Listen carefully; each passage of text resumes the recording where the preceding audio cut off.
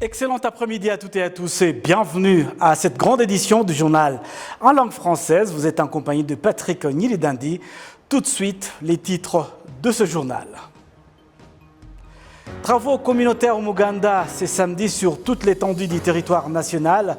Comme tous les derniers samedis du mois, les travaux de propriété, d'assainissement, de lutte contre l'érosion et d'aménagement des axes routiers, ce sont les principales activités qui marquent cette journée.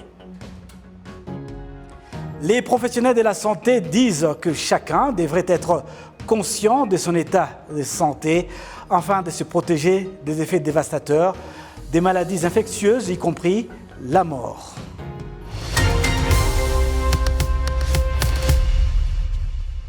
Encore une fois, bienvenue à toutes et à tous. Travaux communautaires au Muganda, c'est samedi sur toute l'étendue du pays, comme tous les derniers samedis du mois. Les travaux de propreté, d'assainissement, de lutte contre l'érosion et d'aménagement des axes routiers, ce sont les principales activités qui marquent cette journée. Dans la ville de Kigali, les habitants de la capitale ont participé à ces travaux communautaires et reconnaissent l'importance des travaux au Muganda, dont la sauvegarde de l'environnement et de l'hygiène de l'habitat en général. Et puis à l'ouest du pays, la population du district de Nyabihu et de Ngororero se sont donc mobilisées tôt ce samedi matin pour vaquer aux activités de lutte contre l'érosion sur les collines avoisinant la rivière de Rubagaba, traversée par un pont qui était menacé par le sable. Pour protéger ces ponts, les habitants de la région ont creusé des fosses anti-érosives pour diminuer la quantité de l'eau qui se déverse dans la rivière en emportant ainsi trop de boue et de sable. Le ministre de l'administration locale, Jean-Marie Vianney Gatabazi, a invité la population à ne pas baisser la garde, mais de continuer plutôt à sauvegarder l'environnement en protégeant le sol contre l'érosion. Parlons toujours de la sauvegarde de l'environnement. Le district de Muhanga compte étendre des activités de lutte anti-érosive sur plus de 28 000 hectares dans cette région. Les autorités justifient cette décision par les soucis d'éviter que l'érosion se déverse le sol fertile dans le courant d'eau et principalement dans la rivière Nyabarongo. Dans le secteur Rongi de ce district de Muhanga, la population a creusé des fosses anti-érosives là où elle ne trouvait pas et aménager celles qui n'étaient plus en bon état. Les cellules les plus concernées sont les cellules de Gasagara, Nyamirambo et Karambo, frontières de la rivière Nyabarongo. L'agronome du secteur Rongi indique que cette lutte contre l'érosion permettra d'accroître la production agricole. Suivez. Comme vous le voyez, notre secteur, c'est un secteur qui est composé par de hautes montagnes, dominé par des pentes très raides. Et ces pentes-là sont susceptibles de favoriser l'érosion. Donc nos efforts consistent d'abord à lutter contre l'érosion à partir des zones émettrices de ruissellement. Et comme vous le voyez, donc après avoir lutté contre l'érosion par des méthodes différentes, surtout des fossés anti-érosifs, des terrasses et des plantations des arbres, nous espérons que nous retenons tout le sol qui est ruisselé vers la rivière Nyabarongo. Là, vraiment, nous attendons l'impact très positif et qui va se présenter par l'augmentation de la productivité des cultures différentes cultivées dans notre secteur, parce que les éléments minéraux, la matière minérale et organique apportée par l'érosion seront stables et seront restées dans le sol de notre population ici à Rongi. La suite de cette édition, la population qui effectue des voyages via le parc national de Nyungwe se félicite de l'hygiène qui est suffisamment assurée dans cette réserve naturelle du Rwanda. Cette amélioration fait suite à une situation d'un temps où les passants pouvaient jeter des déchets, des objets divers dans cette forêt. Le point avec Gloria Mukamaban. Depuis fin 2021, les autorités du parc national de Nyungwe ont lancé une vaste campagne de salubrité dans cette réserve naturelle exceptionnelle pour l'eau du Rwanda. Avec cette campagne, la conception de la population a sensiblement évolué. Avant le lancement de cette campagne, il était fréquent de voir les passants jeter ici et là les déchets, des objets, les résidus de la nourriture et que je sais encore.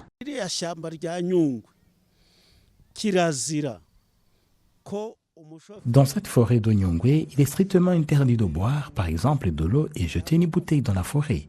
Ça n'existait plus. Personne ne peut manger un citron ou un maïs et jeter les restes. Pour cette population du sud du Rwanda, la propriété est un impératif et quiconque ose passer outre est directement rappelé à l'ordre. Je dirais à quiconque oserait jeter les restes dans la forêt que c'est interdit. Tout le monde le sait, et à part celui qui arrive pour la première fois. Les autorités du parc de Nyungwe indiquent que 5 mois après le lancement de la campagne de salubrité de Nyungwe, les résultats sont satisfaisants, mais que la lutte pour assurer la propreté du parc doit continuer. Les informations que nous tenons en particulier des chauffeurs qui traversent cette forêt en provenance de Kigali vers Rusizi, juste avant d'entrer dans le parc, rappellent aux voyageurs qu'il est interdit de jeter quoi que ce soit dans le parc. Les voyageurs eux-mêmes nous disent combien ils sont satisfaits de ce rappel avant d'entrer au parc. C'est assez satisfaisant.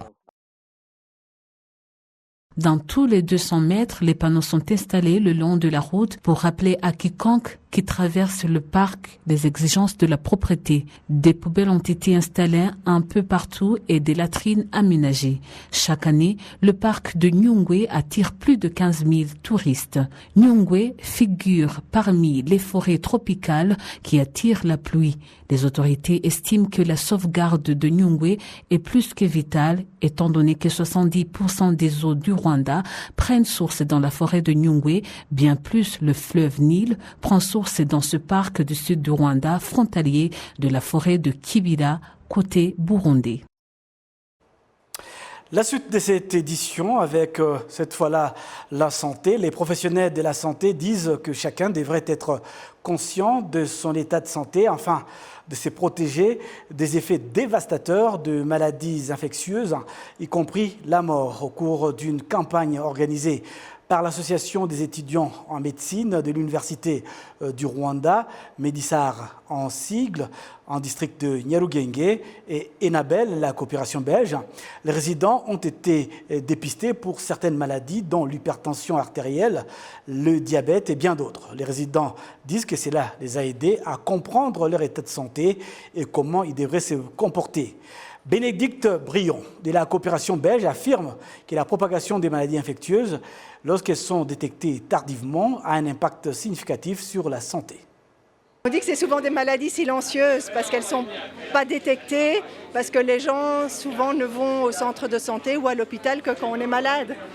Or ici, l'idée c'est de pouvoir se faire dépister avant, de pouvoir vérifier que la tension ne soit pas trop élevée, que le glucose, donc le sucre dans le sang ne soit pas trop élevé, qu'on ne soit pas en surpoids, qu'on ait une manière de vivre qui soit healthy, parce que c'est ça qui nous permet de rester en bonne santé. Et que si on n'est pas détecté à temps, ça peut poser de gros problèmes beaucoup plus tard, comme une crise cardiaque par exemple.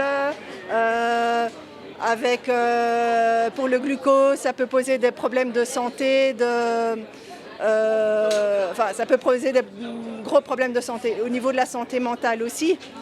Donc on sait qu'il y a des troubles de santé mentale qui ne sont pas spécialement détectés non plus à temps. Donc c'est pour ça qu'on a nos professionnels ici pour aider, parce que c'est important quand on parle d'une vie saine, c'est pas juste manger sainement, faire de l'exercice, même si ça c'est essentiel, mais c'est aussi avoir une santé mentale équilibrée, avoir une vie équilibrée en famille, faire du sport, se sentir bien. Tout ça, ça fait partie de la santé. En santé qui ont été rassemblés ici et qui sont disponibles aujourd'hui et demain pour répondre à toutes les questions que la population pourrait avoir. La suite de cette édition avec quelques brèves. Les hommes et les femmes d'affaires rwandais ont noté que l'utilisation du port de Djibouti offre plus d'alternatives d'importation et d'exportation et de marchandises. Ainsi, les autorités portuaires soulignent également que son utilisation réduit les temps passés par les marchandises en transit lorsque d'autres ports sont utilisés de 3 mois à seulement 20 jours. Djibouti étant l'emplacement stratégique entre les routes commerciales de l'Est et de l'Ouest par lesquelles transitent la plupart des marchandises. Il est également situé au cœur du commerce mondial, ce qui contribue à servir des passerelles vers le marché mondial pour les pays intérieurs et des plaques tournantes régionales pour le commerce et logistique. Par conséquent, le port de Djibouti contribuera à faciliter le transport des importations et des exportations des différents continents, comme l'a expliqué le représentant de l'autorité des ports et des zones franches de Djibouti pour la région des Grands Lacs, Ansane Rouben Mohamed.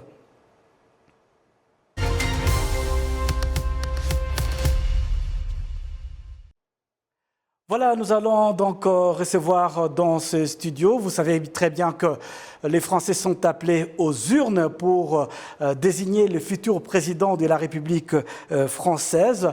Nous avons le plaisir de recevoir dans ce studio M. Tite Gatabazi, qui est juriste, politologue. Il est expert en droit. Bienvenue, M. Tite Gatabazi. Merci de m'avoir invité, cher Patrick. Voilà, donc vous avez suivi les déroulements de la campagne électorale en France.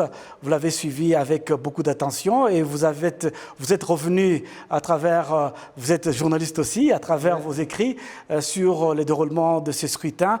Comment avez-vous trouvé le déroulement justement de ces scrutins?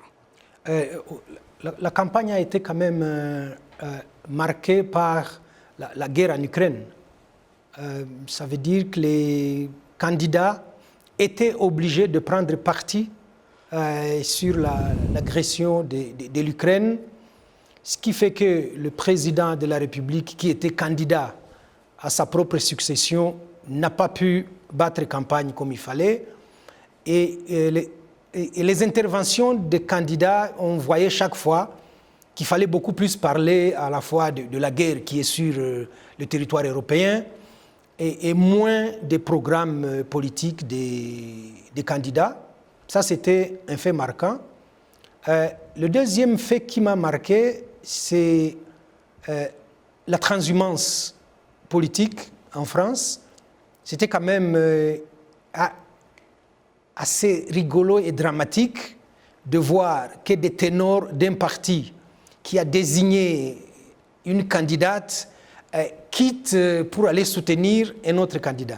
C'est la première fois que ça se passe en France et c'est la preuve qu'il y a un délitement des partis politiques. Un troisième fait qui m'a marqué, c'est le fait que finalement, les partis traditionnels deviennent inaudibles. Vous avez les deux candidates, la candidate du Parti socialiste et la candidate du Parti Les Républicains. On ne les entend presque pas. Et ça, c'était aussi un fait marquant. Oui, en effet, il y a eu aussi ces débats télévisés du président sortant Emmanuel Macron et de Marine Le Pen, le candidat de l'extrême droite, très suivi en France, mais en Afrique aussi, au Rwanda, notamment les francophones ont suivi ces débats. Et comment avez-vous trouvé les deux candidats lors de ces échanges? Il faut dire que c'est la deuxième fois qu'ils se retrouvent en finale. Donc, en 2017 déjà, il y avait un débat entre les deux et on avait vu que Marine Le Pen était quasiment perdue. Elle a raté son débat, elle s'est très mal comportée, elle était agressive. Et cette fois-ci, elle était hantée par le débat de 2017, ce qui fait qu'on voyait qu'elle se retenait beaucoup. Elle se retenait et ça fait qu'elle n'était pas authentique, elle n'était pas naturelle. Macron était très à l'aise, il faisait office de professeur, il était dans son élément. Il l'a corrigé à plusieurs reprises. Marine Le Pen, qui était obligée de parler d'économie, du social, de l'écologie, ce qui n'est pas son domaine de prédilection, était très hésitante. Elle ne savait pas par où commencer. Elle a voulu attaquer le bilan de Macron, mais ça ne prenait pas. On a vu deux visions de la France qui sont diamétralement opposées et une candidate de l'extrême droite qui fait beaucoup plus dans l'incantation que dans un programme politique. Oui, lors de ces débats que nous avons tous suivis, il a été évoqué la coopération internationale et la candidate Marine Le Pen a appelé à la refonte de l'AFD, qui est donc l'Agence française de développement. Et donc il pense changer complètement la donne au sein de cette organisation qui participe notamment à la coopération entre la politique française et le reste du monde et l'Afrique. Et donc, comment avez-vous interprété cette sortie de Madame Le Pen, d'autant plus que, nous le savons, très récemment, il y a eu la reprise des relations entre le Rwanda et la France, avec cet apport que l'AFD a apporté pour le pays en termes de financement des différents projets et dans le reste du monde. Mais en termes de relations internationales, Marine Le Pen, elle est out, comme on dit en anglais. Elle est d'extrême droite, elle est raciste, elle ne sait pas ce qui se passe ailleurs, elle ne connaît pas grand-chose en diplomatie, pas grand-chose. On la voit très peu sur des thématiques diplomatiques. Je me souviens bien quand elle était au Parlement européen, qu'elle a voulu intégrer une délégation des députés qui partaient en Israël. Le gouvernement israélien a mis un veto pour dire si celle-là fait partie de l'équipe, on annule le voyage. Elle va où, dans quel pays? Elle ne va que chez Poutine. Et vous avez remarqué que lors du débat, le président Macron ne l'a pas raté. Il a dit, vous ne parlez pas au président Poutine, vous parlez à votre banquier. Et ça marque les esprits. Mais au niveau de la coopération internationale, l'AFD n'est pas présente qu'en Afrique. C'est le bras financier du gouvernement français. Marine Le Pen demande la refonte de quoi? Elle ne le sait même pas. S'il faut parler de la politique africaine, elle va nous parler de l'immigration et de l'insécurité. Elle va nous dire les Noirs n'ont qu'à rester chez eux. Ce n'est pas ça la coopération, ce n'est pas ça les relations internationales. Vous avez vu que son président parle de la relation avec les autres États en prenant la France au sein de l'Union européenne et ses relations avec les autres continents. Macron sait de quoi il parle quand il dit ça. Il y a beaucoup de dossiers aujourd'hui qui sont des dossiers transversaux. Le terrorisme, on ne va pas dire que c'est le monopole de la France, ça frappe la terre entière. La question du réchauffement climatique et de l'écologie, ça c'est la terre entière. La mondialisation, le commerce. Donc, Marine Le Pen est arrivée sur un sujet dont elle connaît ni les tenants ni les aboutissants. Et on a vu comment elle se mélange, elle se prend les pieds dans le tapis, elle mélange des fiches, elle ne sait pas quelles fiches lire. Elle lit des choses auxquelles elle ne croit pas. C'est des fiches qu'on lui a préparées et on la sent, on la voit, elle est très mal à l'aise. Et elle ne veut parler que de l'immigration, elle ne veut parler que de l'islamisme, que de l'islam. Elle confond islamisme et islam, elle confond musulmans et terroristes.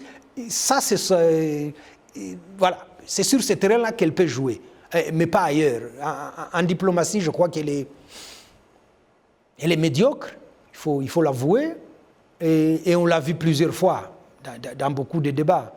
Et elle est anti-européenne, elle est quand même au Parlement européen, elle se fait élire, mais elle est poursuivie par le Parlement pour détournement de fonds publics.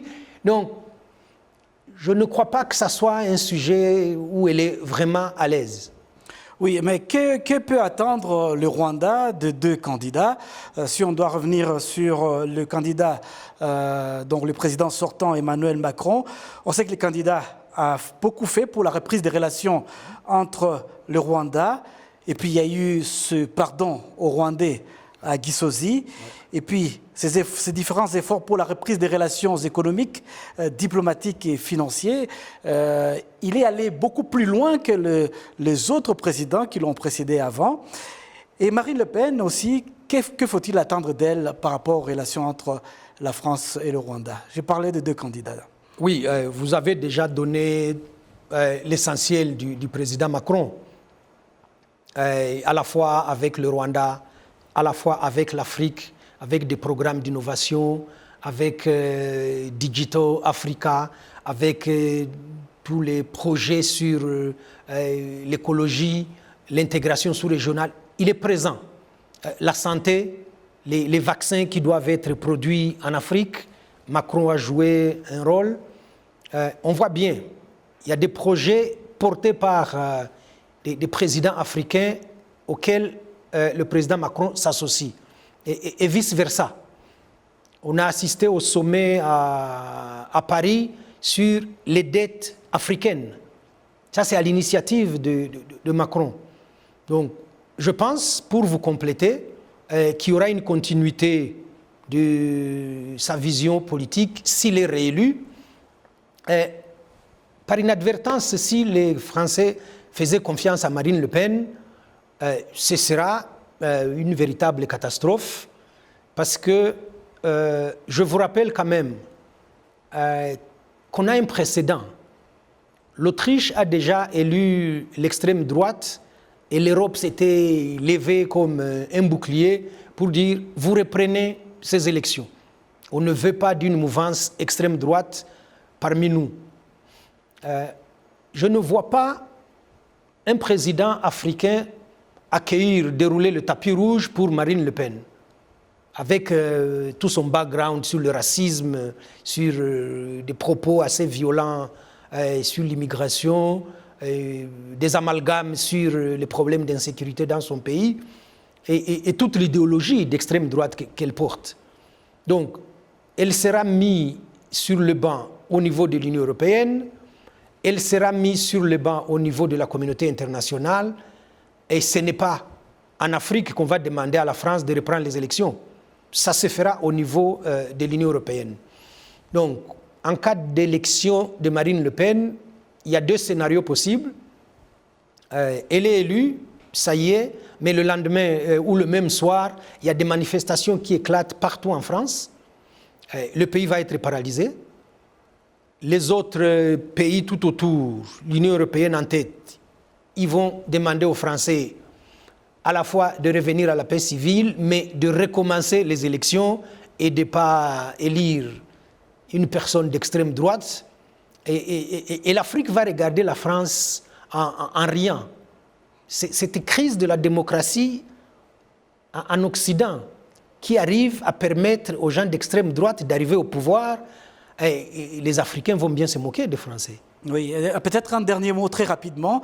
Il y a eu le premier tour.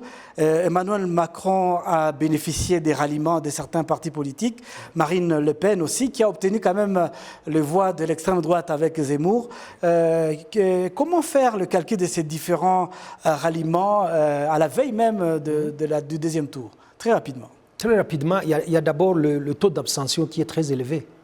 Un électeur sur 4 ne s'est pas déplacé au premier tour. C'est très inquiétant. Des deux, il y a une montée de l'extrême droite. Les voix de Marine Le Pen plus les voix de Zemmour, vous voyez ce que ça fait. Avoir plus de 30% d'extrême droite votant en France, c'est très inquiétant. Macron bénéficie du report de voix des autres leaders politiques, mais vous avez vu que ces leaders politiques n'ont plus de prise sur leurs militants. Donc, ils vont voter en âme et conscience. Il y a risque que beaucoup ne viennent pas élire et que le taux d'abstention soit encore plus élevé. Mais toutes choses restant égales par ailleurs, Marine Le Pen va garder le socle d'extrême droite et Macron va bénéficier d'un léger report de voix sur sa personne et peut-être qu'il pourra passer. En tout cas, merci beaucoup à Tite Gatabazi. C'est moi qui vous remercie. Et avec ces différentes casquettes que vous portez, juriste, expert en droit, politologue et journaliste. Oui. Et bientôt, enfin, déjà expert en politique française. Ah, oui. Nous vous remercions de tout ce que vous avez apporté comme information, du moins au public rwandais. Nous espérons que demain, lors de l'élection, vous pourriez être de nôtres aussi pour nous apporter votre expertise, hein, à la veille même de l'annonce du futur président de la République française. Merci. Merci beaucoup, Gata. Merci à vous. Voilà, mesdames et messieurs, nous arrivons donc au terme de cette édition spéciale consacrée à l'élection présidentielle en France. C'est donc ce 24 avril que les Français vont se prononcer pour désigner leur futur président entre Emmanuel Macron et Madame Marine Le Pen. C'est donc la fin de cette édition.